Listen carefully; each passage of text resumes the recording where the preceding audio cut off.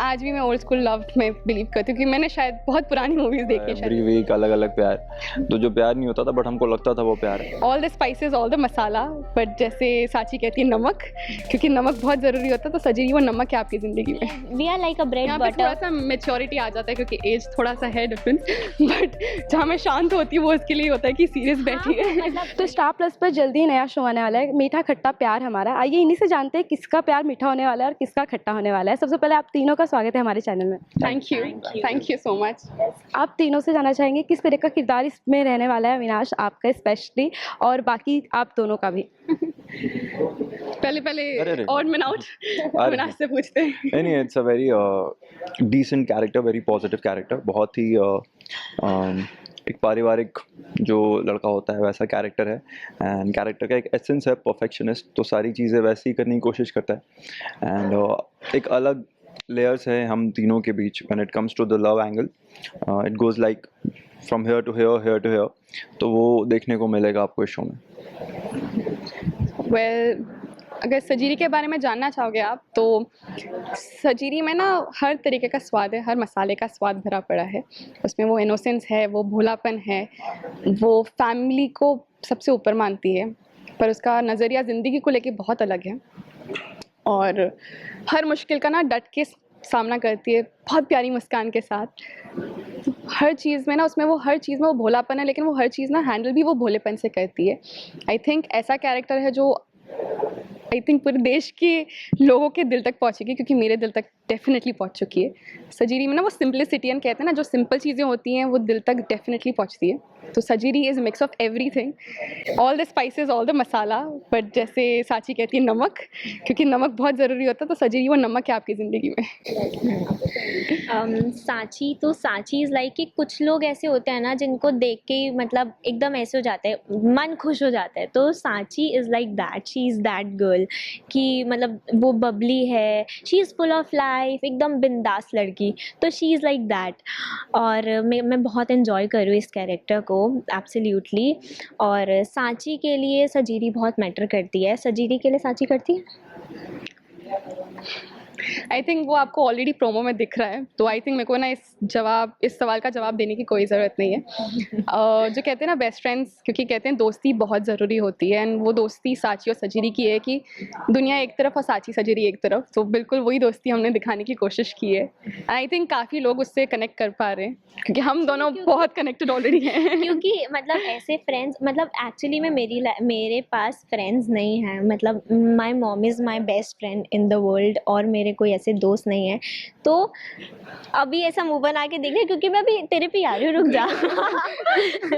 तो अभी मुझे एक फीमेल फ्रेंडशिप मिली है जिसको मैं अभी अब इंजॉय कर रही हूँ ऐसा। तो बट माँ बेटी जो भी समझ लो, सब कुछ ही है। मतलब भाई ये तो मुझे डांटती भी है, मैं भी इसको डांटती हूँ, और मतलब हम दोनों का वो सब कुछ है। आई थिंक कहते हैं कि लड़कियों की दोस्ती में बहुत कुछ चीज़ें होती हैं, लेकिन आई थिंक लड़की बेस्ट फ्रेंड बोलते हैं ना, रिश्ते बहुत नाजुक होते हैं, उनको संभालना बहुत ज़रूरी होता है, बट ऐसे रिश्ते बहुत ज़रूरी होते हैं जो आपको ग्रो करने में हेल्प करते हैं, एक दूसरे को सपोर्ट करते हैं। आई थिंक डे वन से हम एक दूसरे को बहुत सपोर्ट करते हैं, बहुत ध्यान रखते हैं।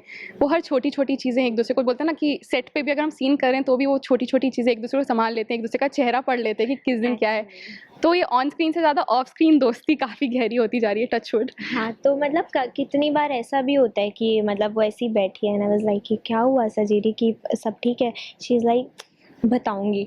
मैंने कहा छोड़ ना, मतलब ये ना बहुत ऐसा चीज़ों को ऐसा सोचती है, और मैं वैसी हूँ कि अरे छोड़ ना, चिल कर, कुछ नहीं होता, कोई फ़र्क नहीं पड़ता, अरे तुझे बिंदास कर। तो मतलब मेरे को लगता है अगर दो फ्रेंड्स भी होते हैं ना, तो एक आग और एक पानी होना चाहिए, तभी वो दोस्ती आगे बढ़ती है। तो इट्स वेरी इंपॉर्टेंट। तो हम ऐसी हैं, we are like a bread butter. थोड़ा सा मेच्योरिटी आ जाता है क्योंकि एज थोड़ा सा है डिफरेंस, बट जहाँ मैं शांत होती हूँ वो उसके लिए होता है कि सीरियस बैठी है। मतलब या वो ऑब्वियसली वो तुम्हारे टाइम पे भी आएगा। वो एज इतनी भी बच्ची नहीं। मतलब वो एज डिफरेंस है, I know, but I am very grateful. बहुत प्यारी बच्ची है ये एक्चुअली, मैं लिटरली इसे बच्चा कहती हूँ। मेरे को ना हमेशा से छोटी बहन चाहिए थी, तो ऐसे नहीं तो ऐसे मिल गई मुझे छोटी बहन। मुझे तो माँ ही मिल गई है, मेरी माँ तो मतलब तुम ही हो। इसी के साथ अविनाश, इसमें जो ट्रायंगल दिखा है शो में लव लाइफ का, तो वैसा आपका रियल लाइफ में कभी आपके साथ हुआ है लव ट्रायंगल? आप किसी को प्यार करते हो या वो किसी आपसे प्यार नहीं करती हो, ऐसा कभी हुआ है, फील हुआ है स्कूल टाइम या कॉलेज टाइम में? डेफिनेटली सबका हुआ है स्कूल टाइम पे। तो स्कूल टाइम में होता ही रहता था एवरी वीक अलग अलग प्यार, तो जो प्यार नहीं होता था बट हमको लगता था वो प्यार है। सो ये ट्रायंगल सबने एक्सपीरियंस किया है गाइस। तो अभी एक्टर बन गए हो तो फिर नहीं ऐसा कोई ट्रायंगल कुछ नहीं। अब जब समझ आ जाती है तो हम वो ट्रायंगल को अवॉइड करने की कोशिश करते हैं, बट कुछ लोग के लाइफ में शिवम जैसा हो भी जाता है, ऐसे हो जाते हैं शिवम सजीरी साची। तो जिनका हो जाता है उनको ऑल द बेस्ट। आप दोनों की लाइफ में कभी ऐसा कुछ हुआ है? नॉट रियली, मैं बहुत सजीरी जैसी हूँ। मैं वो धीरे धीरे प्यार में विश्वास रखती हूँ कि आज भी मैं ओल्ड स्कूल लव में बिलीव करती हूँ, कि मैंने शायद बहुत पुरानी मूवीज़ देखी हैं शायद इसलिए। तो टचवुड नहीं हुआ है और नहीं चाहिए लव ट्रायंगल्स। और एक्चुअली मुझे ऐसे ही लगता है कि सांची और आर्ची में ना यही फ़र्क है कि मतलब सांची इज़ लाइक अगर मुझे बंदा पसंद आया ना तो मतलब वो मेरा उसको नहीं फ़र्क पड़ता कि he is already in relationship और क्या, उसको नहीं फ़र्क पड़ता। अगर उसको पसंद आया तो वो उसका है। तो मतलब बट आर्ची ऐसी नहीं है, being a Shri Krishna devotee, Radha Krishna की डिवोटी।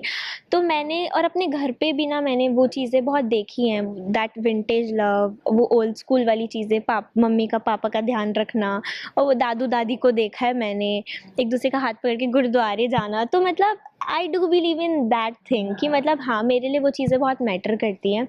और मेरे साथ ऐसा कभी कुछ नहीं हुआ and मैं चाहती भी नहीं हूँ कि ऐसा कभी कुछ हो। मतलब ऐसा साची सजीरी और शिवम जैसा तो नहीं, अगर कोई मेरे लिए बना है तो वो मेरे को ही मिले। और इस कैरेक्टर की बात करूँ तो सबसे ज़्यादा क्या पसंद आया आपको इस कैरेक्टर में, और रोल में क्या पसंद आप करते हो अभी तक जितना भी शूट किया है?